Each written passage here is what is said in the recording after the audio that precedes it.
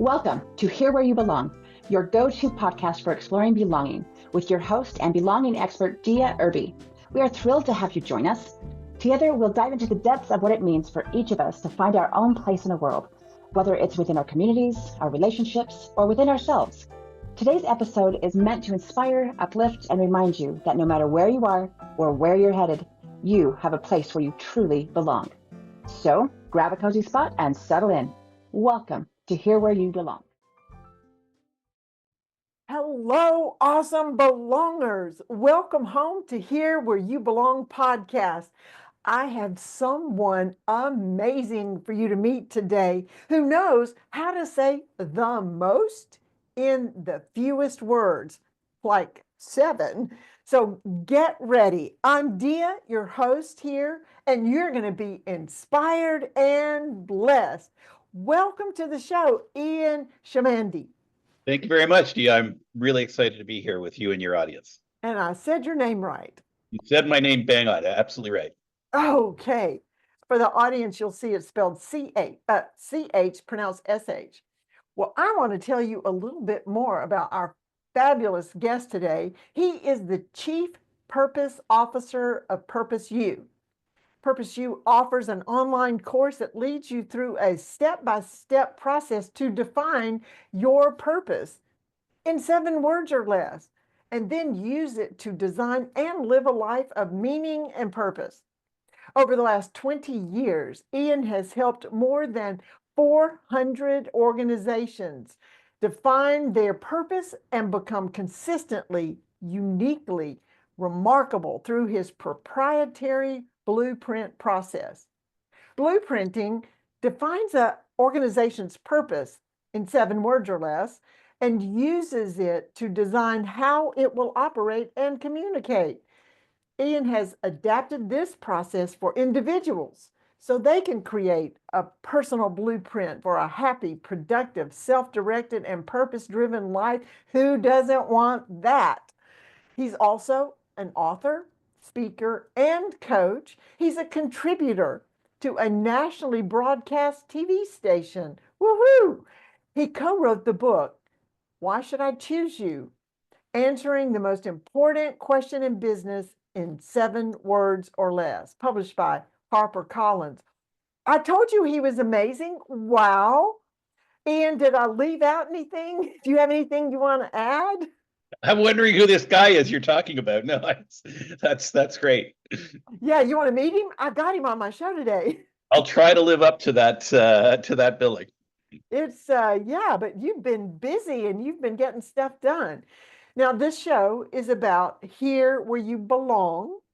And I want to know what your take is on knowing your purpose and how does that fit with knowing you belong? And however you want to explain that, or have you had an experience where you didn't know your purpose, you didn't belong?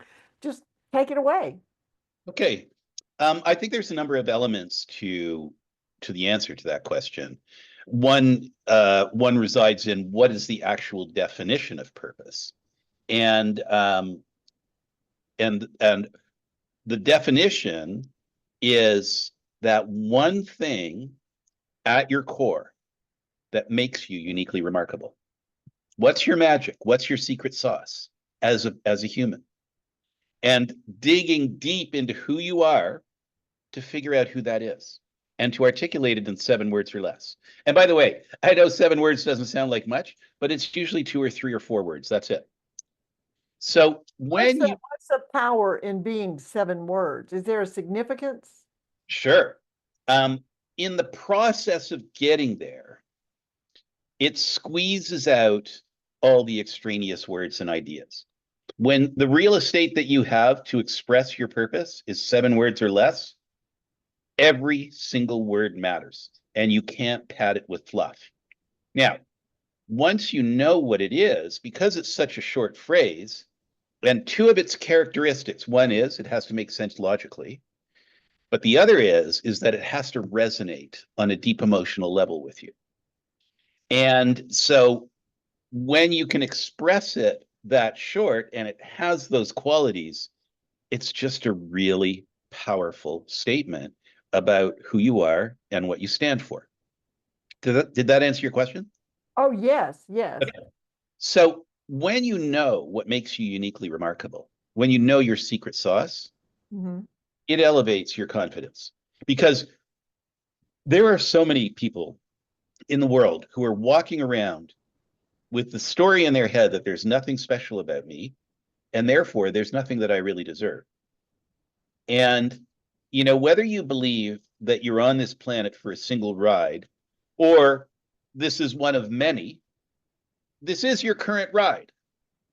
And it should be the best ride possible. And I can't imagine going through your entire life without knowing what makes you incredible as a person, without knowing what makes you uniquely remarkable. When you do know, that's something that nobody can take away from you. You now know what your superpower is, and nobody can ever take that away from you. That superpower expresses who you are, it expresses your value. And when you can communicate how you're valuable to others through the expression of your purpose, they want you to be a part of their thing, whatever their thing is.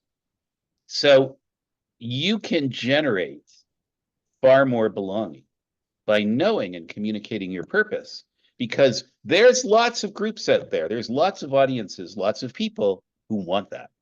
Mm-hmm. And when you say, this is what I'm about, it's like, oh, I want me some of that. Come talk to me. Come over here. Come talk to me and my friends, kind of thing. I love that. I love that. I've always said that every person is in the world, on the earth, for a specific purpose, that they're gift wrapped to share those gifts in the world in a way that no one else can do that. And there are other people in the world waiting for you to show up with your gifts. It's like the world, all the people are jigsaw puzzle pieces. And your one piece has to fit in the big picture, or the picture's not complete. There's a hole in the picture. So understanding what your purpose is finding out your shape of the puzzle and where you fit. Are you a border piece, or right in the middle, the last one you can finally find that fits in there? That is what finding your purpose would help you know. Absolutely. Belong. Absolutely.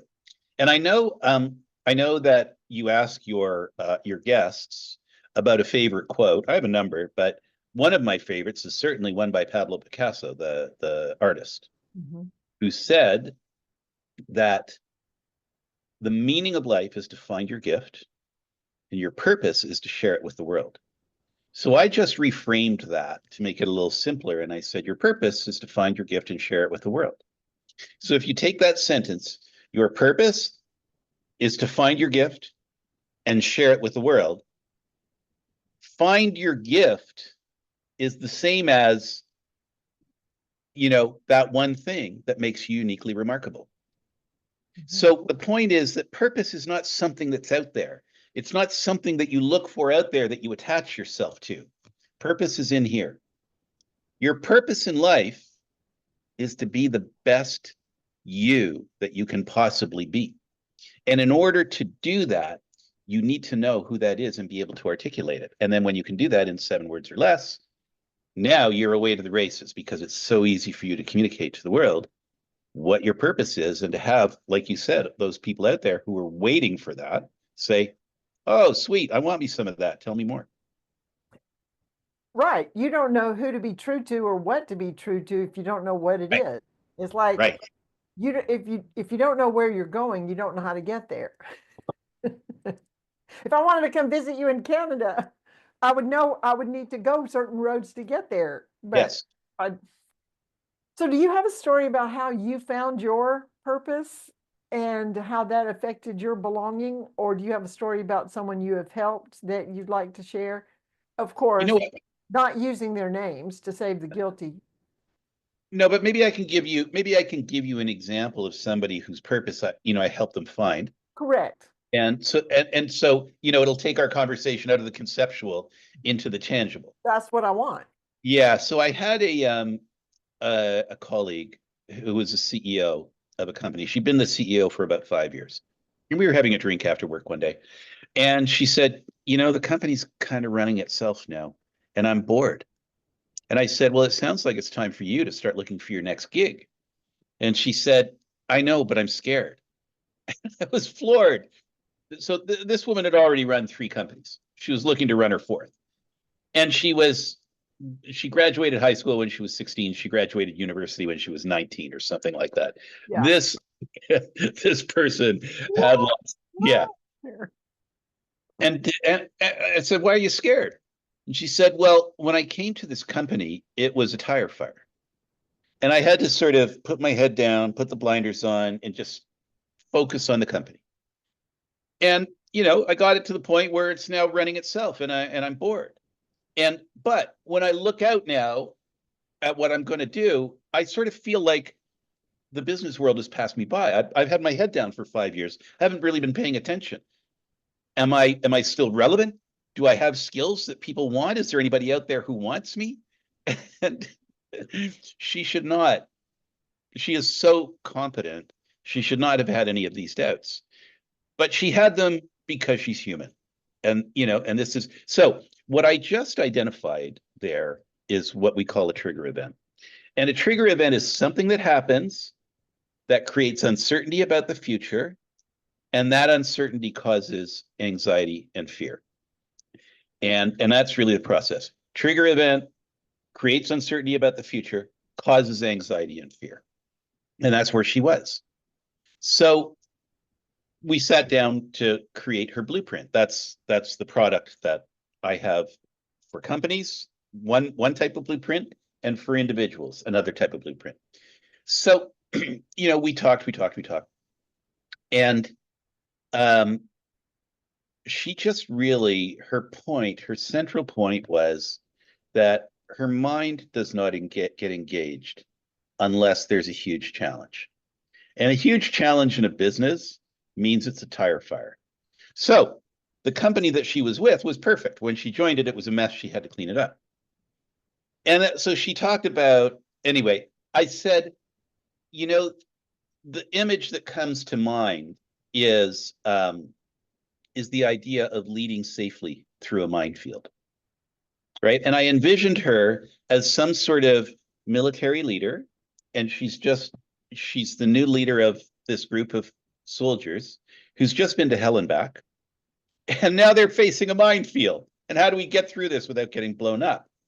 And, they're at their wits' end. And this leader comes in and says, in a cool, calm voice, don't worry, I've been here before. I have a plan, and just follow my plan. Let's work together, and I will lead you safely to the other side of the minefield. And you can imagine all the troops are thinking, oh my God, this is exactly what we need. Thank you very much. Tell us what to do. So now that's her purpose, leading safely through the minefield in her personal life, in her business, everywhere in her life. That's what she's about. Give me a challenge and I'll solve the challenge. What? We're having a huge family reunion with all of the politics and drama and personalities involved in that? Fine, I'll organize that tire fire. And then the other thing is, right? So a headhunter comes to her and says, I've got this great opportunity for you. It's this marvelous company. It's humming along really well, really successful, and it needs a successful leader to keep it on that successful path. And her response to that is like, no, not really. Anybody would jump at that job, but that's not who she is. She's about leading safely through the minefield. And she said, no, not enough challenge there. Have you got something that's in trouble? And he says, well, I've got this, stinking pile of burning garbage over here, but I'm embarrassed to show it to you. She said, show it to me. So, okay, here it is, blah, blah, blah. She says, that's what I want. That's what I need. Something that's just on the edge of the cliff, and I pull it back and I rescue it. And so her purpose, becomes her North Star. But really, here is the hidden secret of the magic of knowing your purpose, is it becomes your primary decision-making tool.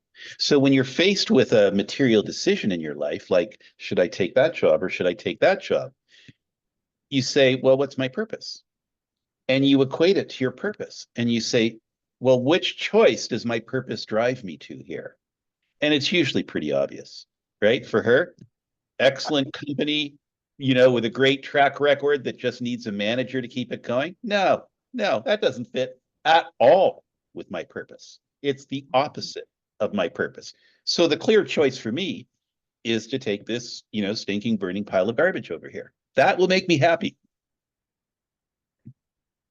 And that's where she finds she belongs. Right. That's where she finds she belongs. And then, she'll get into that position and she will start recruiting people, and she will have two assets that she can rely on to recruit them. One is, hopefully, she'll create a blueprint for the company, and she'll know what the company's purpose is in 7 words or less. Plus, as a leader, she can communicate her purpose in 7 words or less. So if I'm applying for a job there, that makes it easy for me to make the decision, right? Either I buy into the company purpose or I don't. And I buy into her purpose and I don't. And hopefully I buy into both. And I look at that and I say, this is home. This is where I belong. That is so essential. In when I talk about claim your people at work, the C is for people want to know they're chosen. And that is aligning, making sure that they know the culture they're stepping into. Yes. They agree with it or they don't. You also find out if they'll fit in the culture, because not everybody belongs everywhere. Just like a purpose is going to limit where you go and what you do. Here's the beauty, because I think you expressed it bang on, right? It's like either you're going to fit with the culture or you're not. But how do you communicate? Or how do I discern if I'm applying for a job with this company, what the culture is? Or if I'm the person who's interviewing you to work for my company, how do I communicate what my purpose or what the culture is? That's really hard to do. And it's really hard to do in a compelling way. But here, again, is the beauty of purpose. A company's culture is the social extension of its purpose. So once you know the purpose, you design the culture to be in the image of the purpose. Once you know your purpose as a company, everything that you do and say, including the design of your culture, is going to flow from your purpose. So what your culture becomes is an enabler of your purpose. So I may not be able to describe the culture in a compelling way, but I can describe the full story of the company purpose and say, and the culture has been designed specifically out of the purpose. And now you go, okay, I get what the culture is now because I get what the purpose is. And you know if you align or not. Yeah. So in terms of corporate culture, there is a regional grocery store chain here that is highly respected, even by all the other by its competitors. And it's a family-run business, so it's the 3rd generation of the family that runs it now. And it started in an ethnic community in Toronto, and it looks like one of those old Italian, neighborhood grocery stores. And now it's a big gleaming, glass and steel with locations all over the place. Their purpose statement is treating you like family, which is not surprising for a family-owned place. But just because you're family-owned doesn't mean you treat people like family. They do. There was no question when you shop in their store, there's a different feel in there. And when I was dealing with the management group, there was a different feel to the management group. They were honest and sincere about their commitment. So through the course of conversation, we discerned that their purpose statement was treating you like family. And so in the training program, that's all integrated into the training program of the company. And here's what it means. We've all gone to a grocery store and we've said, where's the rye bread? And the clerk, the person stocking the shelves looks up and they say, oh, that's 7 aisles over. That's over in aisle 8 on the left side. Well, if your purpose statement is treating you like family and your grandmother said, where's the bread? Would you say to her, walk over 8 aisles, Granny, it's over there, it's on the left side. No, you would take her by the hand, you'd walk her over there, you'd say, what kind of bread are you looking for? You'd take that off the shelf and you'd put it in her basket. That's what treating like family means. The other thing it means is that when an employee is not doing the right thing and a manager chews the employee out, the manager's manager would say, that's not treating your employee like family, right? There was no empathy in what you did. It was just yelling and screaming. And this is a valued employee of our company, a valued brother or sister. So deal with it the way you would deal with it with a family member, with the kind of empathy that you would deal with it with a family member. So it permeates everything.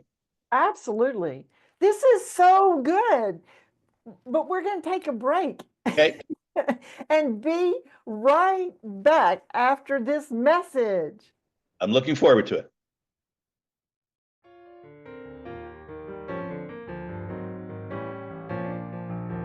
Hey there. Isn't my guest amazing? So glad you joined us today. In this world that often feels disconnected, building community and fostering belonging are essential. That's why I created this podcast, to bring inspiring people to you, to encourage you to create that sense of belonging and community, no matter where you are. If you're being blessed by my guest, and we have some more, like, subscribe, and share this podcast. You know who needs to hear this. Stay connected, stay true to yourself, and always remember, you belong. Now, back to our amazing guest.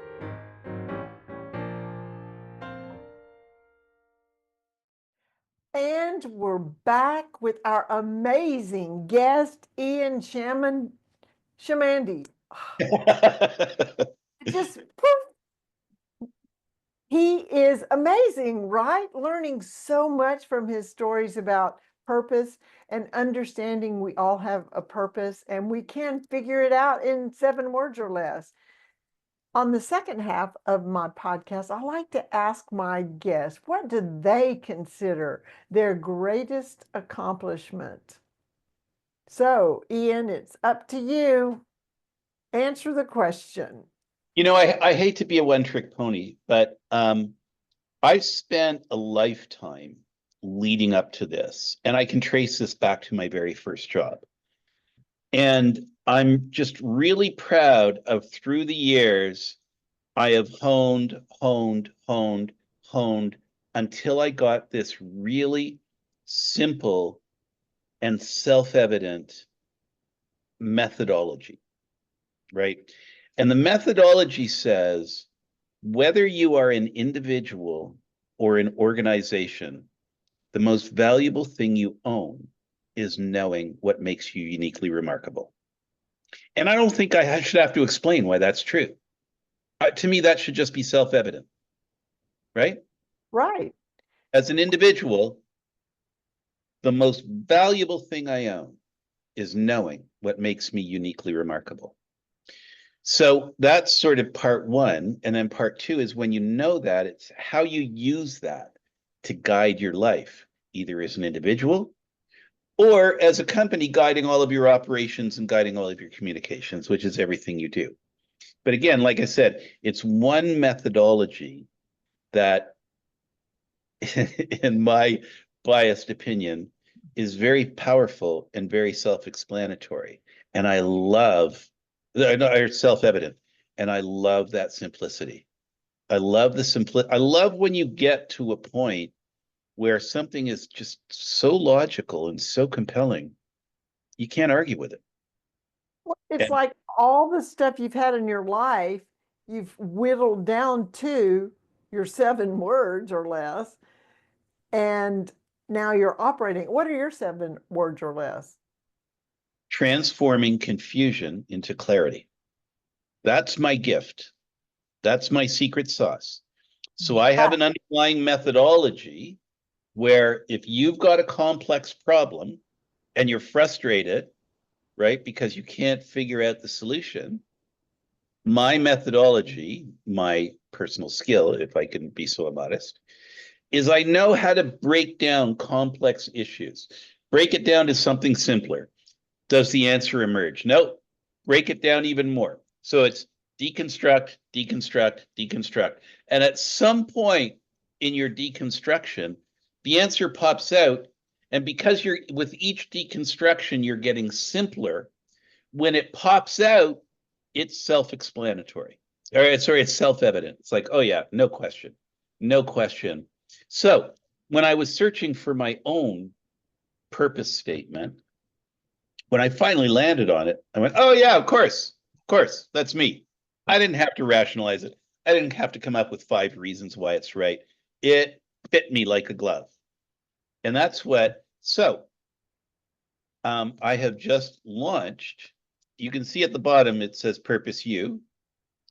We have just launched Purpose U, as in Purpose University, where I lead you as an individual on a step-by-step process where you will reveal your purpose, what makes you uniquely remarkable, in 7 words or less, and then build the story around that so that you can tell it in an inspiring and charismatic way.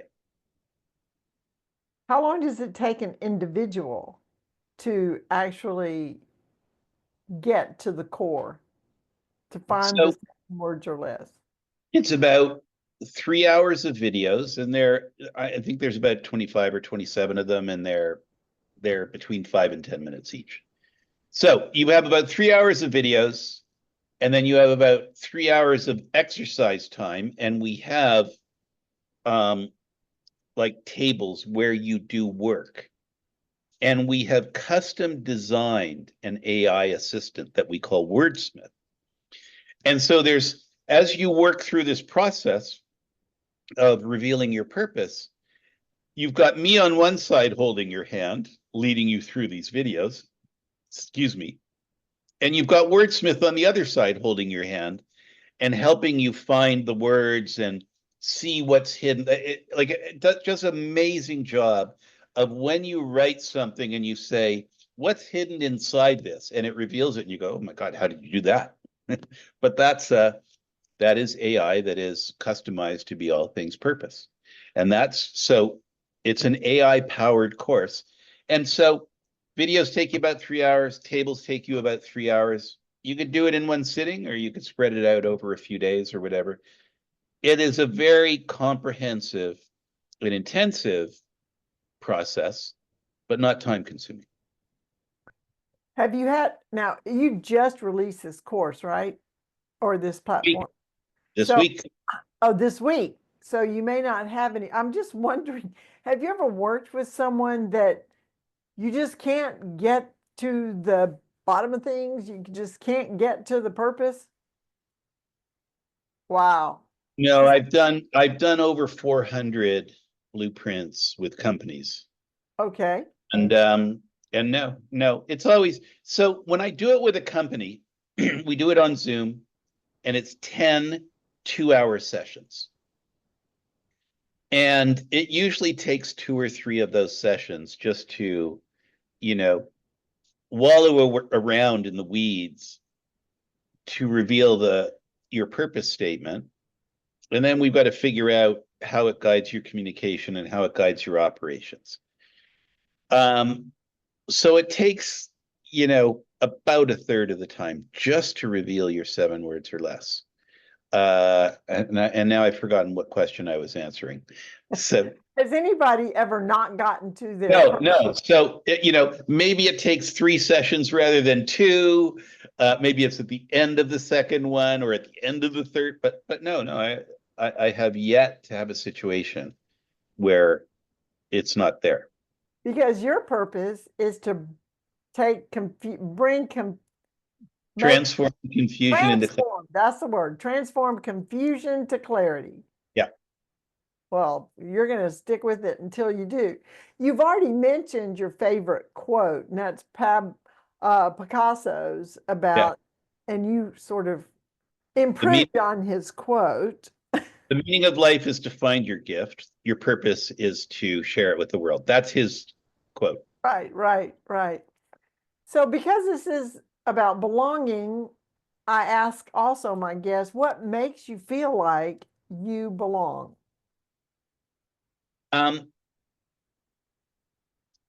So a related thing to my purpose.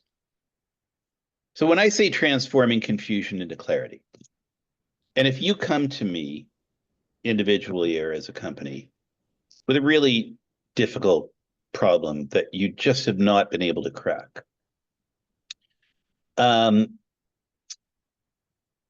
don't know what the answer is.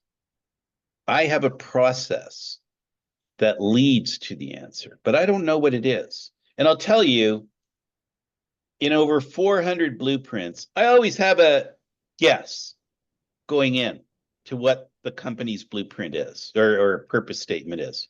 I'm always wrong. Always wrong. There was only literally once in 400 times was I right. So what I have to have is trust in my process, the belief that it will always find the answer, so that when I start to feel anxiety because I'm worried that we're not getting anywhere, or we're lost in the weeds, or it's taking a little long, that I can just say to myself, trust the process. Now, where that comes from is when I was in university, I wanted to read a book that was really thick and really dense. And I knew that I would get like a chapter into it and put it down and never pick it up again. Fortunately, there was a philosophy course at my university that was on the book. Not that the book was the textbook for a course on this. The book was the course. And so I had to write. Now, keep in mind that this is like 1979 or 80. And it was the early days of genetic biology, of DNA, of really becoming a big thing.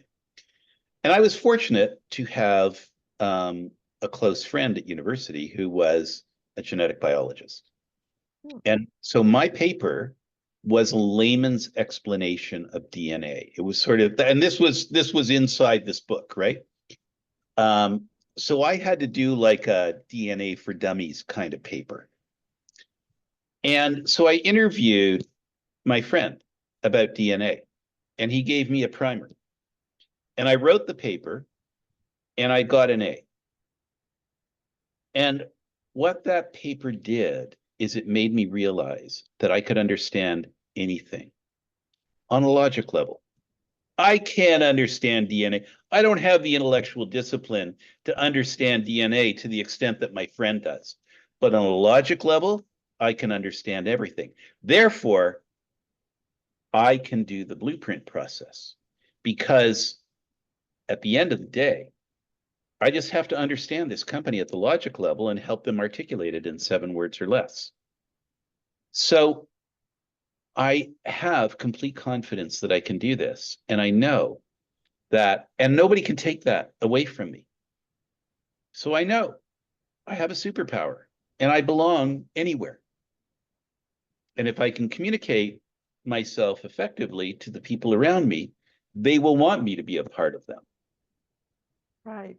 The problem that you're solving, because if you're going to help anybody or sell anything to somebody, you have to be solving a problem for them, and it's confusion. Yes. And clarity is the solution. And clarity is the solution. The outcome. Brilliant. Brilliant. I am so loving this. Did you ever not work with somebody, either corporation or individual, because you just, that's not going to work? 3 times. So 3 times out of over 400 blueprints, I had to let clients go, because there are, in the first session, I have about a 20-minute preamble, and I explain that there are 4 rules. And the 4th rule is, if you don't follow the other 3, I can go anywhere, business or personal, to strip you of whatever baggage is causing you to break the rules. Because even if you're the CEO of the organization, and the CEO is always, always, always involved in the blueprint process, It's the CEO's project. But even if you're the CEO and you got baggage that is holding up this process, I will strip that away from you. And so they know that going in. And go deeper into strip that from you, like talk about what their problems are and what's going on with you? What's going on with you that you're violating? You promised to follow the rules. So if you are violating the rules, I will confront you in the blueprint process. I'll say, look, you agreed to follow the rules. Why aren't you following the rules? And I'll have that conversation with you until you follow the rules, because the process doesn't work unless you do. So 3 times people refused to follow the rules. And I said, no, I'm sorry. Can't do it. I will not tolerate a second-rate outcome and tarnish my brand, because you will not, you bought something and you're not using it properly. So I will not risk tarnishing my brand by coming up with a second-class outcome for you because you won't follow the rules. So 3 times I had to let clients go. Wow. You have to be willing to be vulnerable to go through this process. Sure do. Wow. The way I describe it is we tear the company to pieces. And also, by the way, that's what we do in the course, right? We tear things apart into pieces, and at some point in that tearing apart, the purpose statement pops out. No, you can put it. It's like a great big Lego. That's exactly what it is. And you take it all down and figure out the Legos that belong. That's right. That's right. Not all the Legos that were there before are going to be there after, because you realize, why were we doing that? That has nothing to do with who we are. Right. Or why do we, yeah. Or why do we think that's important? It isn't. Yeah. Wow. Or why aren't we doing this? We should be doing this, right? Yes. You saw that as well. Yes, this is fascinating, and I hope my belongers will find your website at purposeu.co, because this is a process that everyone can benefit from individually or with their business. So before we close, let me ask, do you have any final words or anything maybe we didn't say that you'd like to share? I would just say, if you're one of those people out there who doesn't really think there's anything special about you, there is. There absolutely is. And your life will be better if you know what that is, because it will elevate your confidence, and nobody, no matter how hard anybody tries to beat you down, nobody can take that away from you. And when you are feeling down, your purpose becomes your lifeline. It's the decision-making tool that helps you dig yourself out of that hole. But more positively, when you know what makes you uniquely remarkable, you can make decisions about your life that lead to a bigger place. And you know they lead to a bigger place because they're aligned with your purpose. So good. So good. Well, belongers, stay connected, stay true to yourself, and always remember that you belong. This is Dia Irby, your host of Here Where You Belong, signing off. Bye now. Thanks for being with us, Ian. Thank you very much.